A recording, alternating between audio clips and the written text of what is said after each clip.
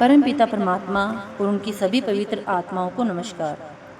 जो लोग सत्संग में आते हैं उनका श्रवण, मनन और निध्यासन अपने आप होता रहता है।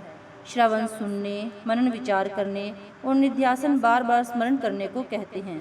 उन्हें किताबों को पढ़ने की जरूरत नहीं रहती, क्योंकि सत्संग में व्यवहारिक रूप में शिक्षा मिलती है। विद्या प्राप्त करने का मुख्य माध्यम केवल पुस्तकें ही हैं, पर ज्ञान की प्राप्ति सुनने से भी होती है। ज्ञान चर्चा सुन सुनकर एक अंधा भी ज्ञानी बन सकता है।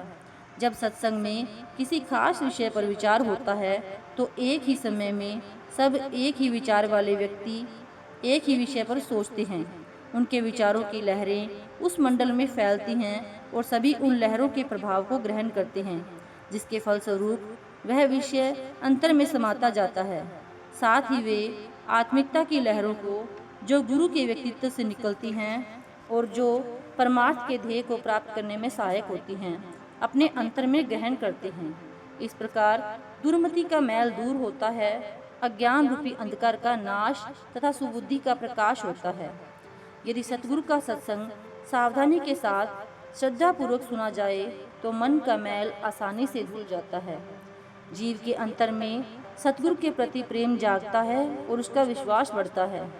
जब तक दिल का शीशा साफ नहीं होता, सतगुरु के वचन का पूरा असर नहीं होता। जो जो सफाई होती जाती है, मनुष्य अंतर में सतगुरु के वचनों का पूर्ण प्रभाव ग्रहण करने लगता है। उसकी एकाग्रता तथा तल्लीनता बढ़ती जाती है और उसके अंदर सतगुरु का रूप झलके देने लगता है। वह स्वयं भी गुरु का रूप ही बनने लगता है। जो भी नेकी और सदाचार रूपी दौलत किसी को मिली है, वह किसी नेक पुरुष की संगति का ही फल है। सत्संग एक प्रभावशाली साधन है, जिसके द्वारा जीव को रूहानी लाभ प्राप्त होता है। सत्संग में आध्यात्मिक पुरुषों के प्रभाव के फलस्वरूप काल और माया का प्रभाव नहीं रहता। जो भी वहां जाता है अपने आप को भूल जाता है। सत्संग में आध्यात्मिक का स्रोत बहता है। जो भी आता है उस पर आत्मिक प्रेम की बौछार होती है। जहाँ प्रेम होता है वहाँ एक विशेष प्रकार का सुरूर और तन्मयता उत्पन्न हो जाती है। जो भी आता है उसकी चिंताएं और मन की मलिनताएं दूर होने लगती है और वह अपने असली रंग में आने लगता है।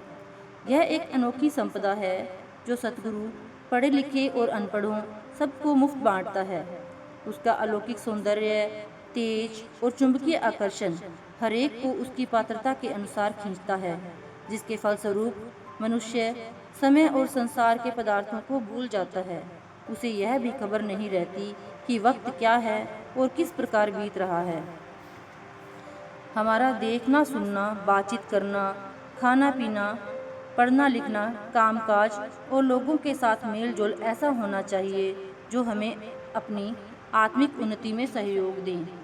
बुरों की संगति से राजसिक और तामसिक प्रवृत्तियां बनती हैं और नेक तथा आध्यात्मिक पुरुषों की संगति सात्विक वृत्ति उत्पन्न करती है तथा हमें अंतर में आत्मिक चेतनता प्रदान करती है। संतों और महात्माओं के बगैर कोई सच्चा सत्संग नहीं हो सकता, पर उन्हें पहचानना अति कठिन है। हमारे परखने की कसौटी हमारी तुच्छ सीमित बुद्धि है, जो दुनिया के रंग में रंगी हुई है और विषय विकारों के विष से भरी पड़ी है। इस कसौटी के द्वारा उस पवित्र अलौकिक हस्ती को परखा नहीं जा सकता। संत सतगुरु हर प्रकार के मैल से रहित हैं, पर हम उनकी मौज और शान को अपनी प्रेम और प्रतीति से रहित बुद्धि द्वारा नहीं जान सकते। संत गति का स्वामी साधारण जीवन व्यतीत करता है तथा अपना भेद दूसरों पर प्रकट नहीं करता। संतों की पहचान केवल तभी हो सकती है जब वे स्वयं ही दया करके अपने आप को किसी पर प्रकट करें।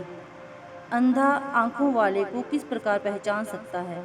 हमारी अंदर की आंख बंद है। जब तक वह खुलती नहीं, हम संतों की दिव्यता को नहीं देख सकते। हमारी श्रद्धा की कमी हमारे मार्ग में बाधक हो जाती है। श्रद्धा से हीन हम अपनी अपूर्ण कसौटी के द्वारा उनको परखते हैं और गलती करके सच्चे संत को संत नहीं समझते। कभी कभी संत सतगुरु अपने आप को इतनी सावधानी से छिपाए रखते हैं कि उनको पहचानना बहुत कठिन हो जाता है। संत सतगुरु के जीवन का प्रभाव बड़ा प्रबल होता है। उनके मन, वचन और शरीर से सात्विकता की धाराएं निकलती हैं। उनका मन और उनकी इंद्रियां उनके वश में होती हैं। उनकी संगति से हमारा भी मन और इंद्रियां वश में होने लगती हैं। उनकी संगति में परमात्मा समीप प्रतीत होता है और उसका प्रेम जागता है। Thank you.